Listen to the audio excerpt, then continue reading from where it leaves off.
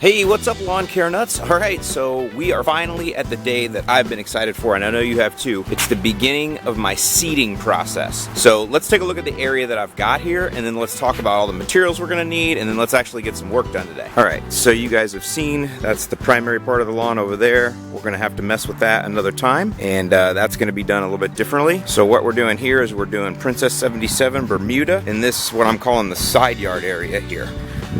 I've also got to prune this sea grape. This is a native plant and I really like it. These grow out at the beaches. I just think it's really cool, but I need to prune it and get it out of the way. I'm going to try to get it into a tree form. So I'm actually kind of looking forward to getting this pruned and seeing what it's going to look like.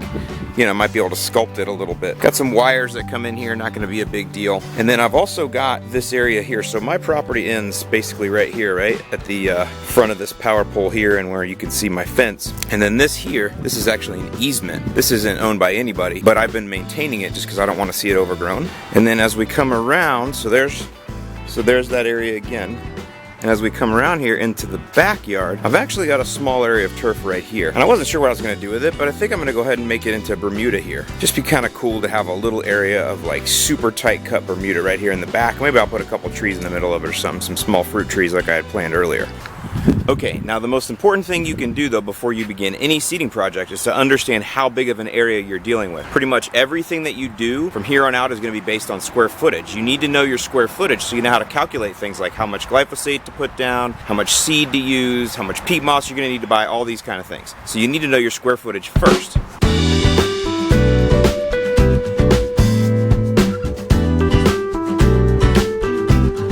So I did a video earlier this year showing you how to measure your lawn. I'll link to that in the description below. In a nutshell, all you really need is length times width, and then you're gonna end up getting your square footage. Now you can see I've got some curved areas in here, so I'm gonna have to do a little bit of estimating, but I can still be pretty smart about it.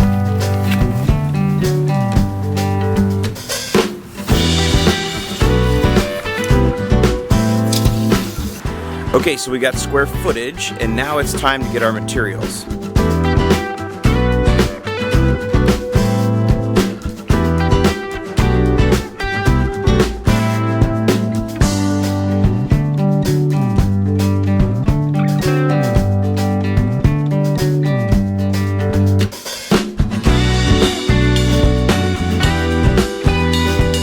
And then lastly, if you have areas that are bordering your neighbor, you're going to need a piece of cardboard or a piece of plywood, and I'll show you what we're going to use that for in a minute. Okay, quick word on glyphosate. Now, Roundup is the term or the brand that most of you are going to know. But I'm telling you, if you go to your local big box store, you're going to find something that's probably a little bit better and a little bit cheaper. The key is to stay away from brand names and look at the percentage of glyphosate in the product. I found this HDX product at Home Depot. It was like 17 bucks. It's 41% glyphosate. Now there are a ton of companies out there that make a glyphosate product. Spectricide's got one. Of course there's Roundup. Ortho has one. They all call it a little something different. The key is you want to look for the percentage of glyphosate in the product. That's what matters because that's the active ingredient. Now a couple other quick considerations. Ideally, you would want to do this on a day when you've got 0 wind or definitely less than 5 miles an hour of wind. Now how do you measure that? I don't know. So just go for like no wind. You want a no windy day, okay? The other thing that you want to make sure of is that you don't have rain in the forecast for at least 24 hours. I know that might be tough, but definitely look for that window of no rain for 24 hours. That's really important. And one other quick word about glyphosate. This is not a product that I'm glad I'm using. It's just my only choice. I try to go organic as often as possible, but in the case of starting over like this, there isn't anything you can do to clear this ground, at least nothing that I've got time to do other than use a chemical. So I'm gonna have to use glyphosate now. I'm gonna use it as safely as possible and only this one time. Never again if I can help it. And that's why you need to follow the steps and follow the label exactly so you get a proper application the first time and you don't have to go back and redo it and use more chemical.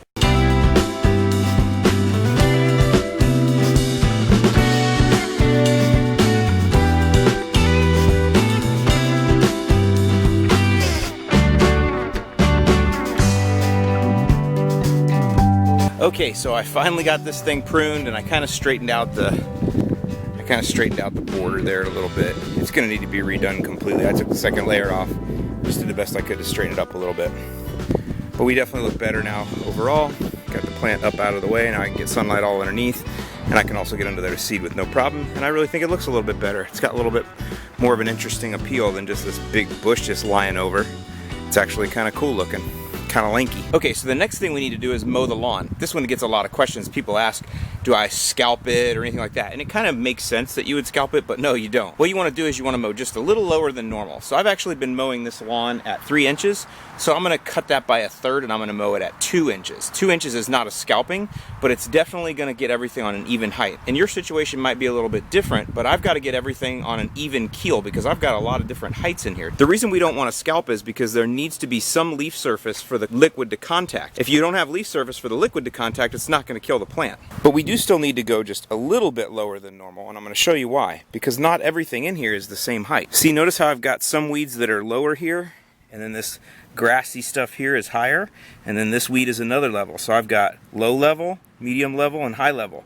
If I go ahead and just cut this at the normal height, the stuff that's way down here may not get contacted as well with the weed control as the stuff up here because it'll kind of shade it or block it. But I'm going to go ahead and now cut this off by 1 inch just to try to get everything on a little bit more of an even playing field. Okay, that's it. That kind of ends the fun part. Now we gotta go get all gloved up, suited up, so we can spray some chemical. Okay, now for the remainder of this video, you're gonna have to put up with some voiceover. Reason being is I really need to concentrate on what I'm doing here, so I'm just gonna go ahead and film the process and narrate over the top of it for you.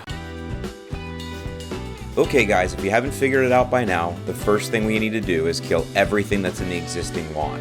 And that's what the glyphosate does. So this is really what step 1 encompasses here, is applying the glyphosate properly. So the first thing you're going to do is a trim pass, just to make sure all the edges get cared for really well. This is also where that cardboard comes in, or if you had some plywood.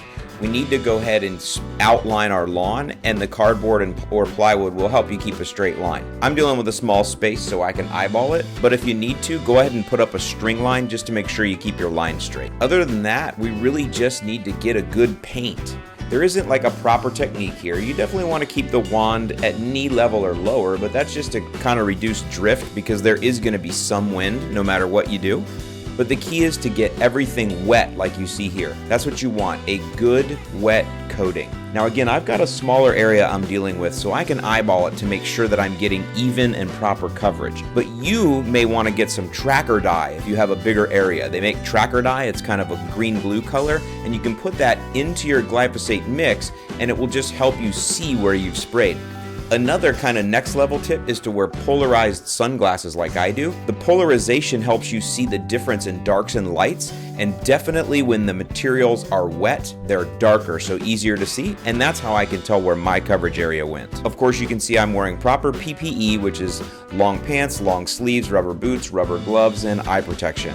Now, glyphosate takes a full 10 days to completely kill everything, so I'm going to go ahead and show you some photos with the results that I got over the 10 days after I sprayed.